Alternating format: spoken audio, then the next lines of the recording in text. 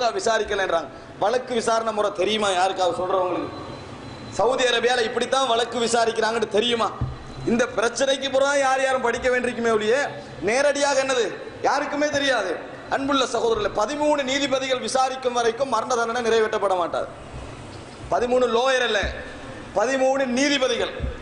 மஜ்லிசுல் கதாயில் ஆயிலா, உயர் சரியா பீடம் இருக்குது, உயர் சரியா பீடம் வரைக்கும் அது போய் மஹ்கமத்துல் உலியா உயர் நீதிமன்றம் வரைக்கும் ரிட்டர்ன் போய் எல்லாம் திருப்பி திருப்பி அனுப்பப்பட்டு அங்க இருந்து கன்ஃபார்ம் என்று சொல்லி ஒரு முடிவு வரும் வரைக்கும் என்ன செய்யாது, மரண தண்டனை கொடுக்கப்பட மாட்டாது. 13 நீதிகள். இங்க உள்ள லோயர்மார் மாதிரி அங்க லோயர்மார் வாதிச்சுட்டு நினைக்கலாது.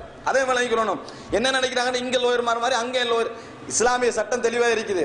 அங்க லோயர்மாருக்கு என்ன டாபிக் தெரியுமா? இந்த சட்டத்தின் அடிப்படையில் இவருக்கு இன்ன தண்டனை கொடுக்கப்படலாம் அங்க பேச இயலாது. அவர் என்ன பேசணும் தெரியுமா?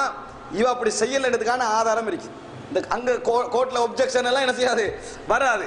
அந்த மாதிரி நிலைமையில அங்க இல்ல, அதுக்குரிய ஆலோசனை சபை இருக்கு, அங்க பேசலாம், அதை கொண்டு வந்து நிறைய இவ்வளவுதான்.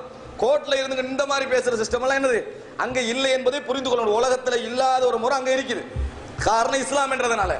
இதை நீங்க என்ன செய்யணும், புரிந்து கொள்ளணும். அங்க உள்ள நீதிமன்றங்கள் எப்படி எப்படி நீதிபதி தீர்ப்பு வழங்கப்படுகிறது, ஒரு வருடம் விசாரணைக்கு எடுத்த பின்னர் எல்லா விதத்திலையும் அவர்களுக்கு மத்தியில் ப்ரூஃப் ஆயின பின்னால்தான் இந்த மரண தண்டனை என்ன செய்கிறது, நிறைவேற்றப்படுகிற இடத்தை விளங்கணும். இது அவர்கள் தரப்பு நியாயத்தை சொல்றேன். இன்னொரு வகையில நீங்க சொல்ல போனீங்கன்னு சொன்னால், அவங்க என்ன சொல்றாங்க, களத்தை நெரிச்சு கொண்டுன்னு சொல்றாங்க. களத்தை நெசுக்கி கொண்டு. இவன் என்ன சொல்றா, நான் தடாவி விட்டதுடைய அடையாளம் தான் அதுன்றான். விளங்கிட்டா? இதான் உள்ள பிரச்சனை. இந்த இந்த இந்த இந்த இந்த இடத்தை வச்சுக்கு நாங்க என்ன செய்யறோம், நாங்கெல்லாம் நீதிபதி ஆகிறோம். சாராவது கண்டாங்களா, யாராவது இந்த கொலையை கண்டாங்களா, நாங்க இருக்கிற இந்த கேள்வி ரிசானா நபிக்கு சார்பா பேசின ஒரு ஆளுக்கு வந்திக்காதா? எல்லாருக்கும் வந்திருக்கும். சர்வதேச உலகத்துக்கு பதில் சொல்லாமலா இந்த மரண தண்டனை நிறைவேற்றப்படுகிறது? இதை இடத்துல நீங்க சரியா நிக்கணும். அதாவது நிறைவேற்றப்பட்டது சரியா பிழை என்பதற்கு முன்னால எங்கட கேள்விகள் சரியா பிழையா, எங்கட கேள்விக்கு எங்கள்கிட்ட சரியான பதில் இருக்குதா இல்லையா, இதுக்கு நாங்க முதலாவது என்ன செய்யணும், சரியான முறையில் வரணும். நாங்க வந்து என்னது அங்க வந்து முறையாக தீர்ப்பு வழங்கவில்லை என்று சொல்வதற்கு நீதிமன்றத்தை விசாரணை முறைகளை பார்த்தோமா, அஜமிகளுக்கு அரபிகளுக்கு எல்லாம் வேற வேற மாதிரி தீர்ப்பு வழங்குறாங்க என்றதுக்குரிய நடைமுறைகளை பார்த்தோமா?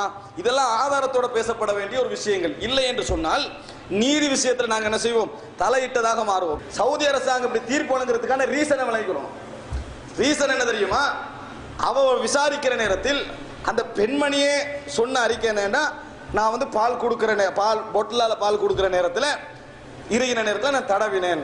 அப்படித்தான் புள்ள என்ன செஞ்சது, அதாவது அதை கண்டேன், நான் அந்த பால் இறுகி தான் மரணிச்சேன். அப்போ ஒரு செய்தி உண்மை, மரணம் இவக்கு முன்னாலதான் நடந்துக்கிறதுன்ற உண்மை, இவ தான் அங்கனைக்கு இருந்திக்கிறான்றது உண்மை. அது உண்மை தானே? சரி, மருத்துவ ரீதியாக செக்கிங் நடக்குது. அதுக்கு தான் சவுதி அரசாங்கம் திருப்பி திருப்பி இவட்ட 3 முறை வாக்கெடுக்குது. நீங்க இருந்தீங்க, இதனால தான் மரணிச்சதோ. சரி, அப்போது இது மட்டும் இருந்தால் தவறுதலான மரணம்.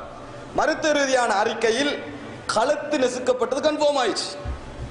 விளங்கிட்டா?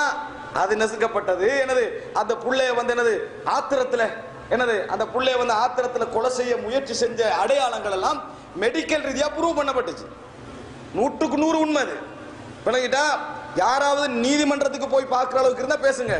நீதிமன்றத்தில் உள்ள, அதாவது சவுதியுடைய கலாச்சார சபையில் உள்ள இளைஞர்கள் இருக்கிறாங்க, இந்த நீதிமன்றத்தோட தொடர்புள்ள இளைஞர்கள் இருக்கிறாங்க, விசாரிங்க எப்படி ப்ரூவ் பண்ணப்பட்டுச்சு.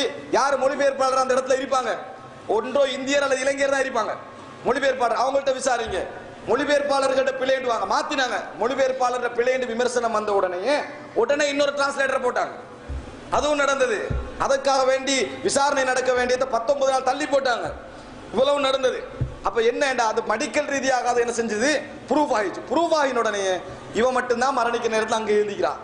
இவ வந்து தடவினு சொல்லி எனது கையை பிடிச்சேன்னு சொல்லி என்ன செய்யறான், வாக்குறுதியும் தாரான்.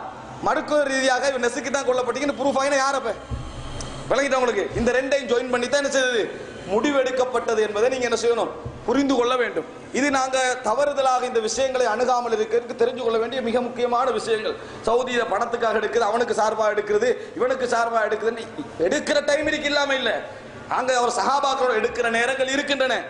எடுக்கிற நேரம் இருந்தா விளங்கும் உங்களுக்கு, திட்ட தெளிவா இதுக்குத்தான் இந்த முடிவு எடுத்திருக்கிறான் என்றது என்ன செய்யும், திட்ட தெளிவா விளங்கும். அப்படிப்பட்ட விளக்கக்கூடிய நிறைய இடங்கள் இருக்கு சவுதிக்கு. சவுதி வந்து என்னது, ஒரு நாள் ரசூலுல்லாஹ் காலத்துல மதீனாவோ மக்காவோ அல்ல, அப்படியும் பேசக்கூடாது. அப்படி முடிவெடுக்கக்கூடிய நேரங்கள் இருக்கின்றன, மனசு ஆத்திரப்படக்கூடிய நேரங்கள் இருக்கின்றன, இவெல்லாம் இஸ்லாமிய அரசாங்கமான நினைக்கக்கூடிய நேரங்கள் இருக்கின்றன.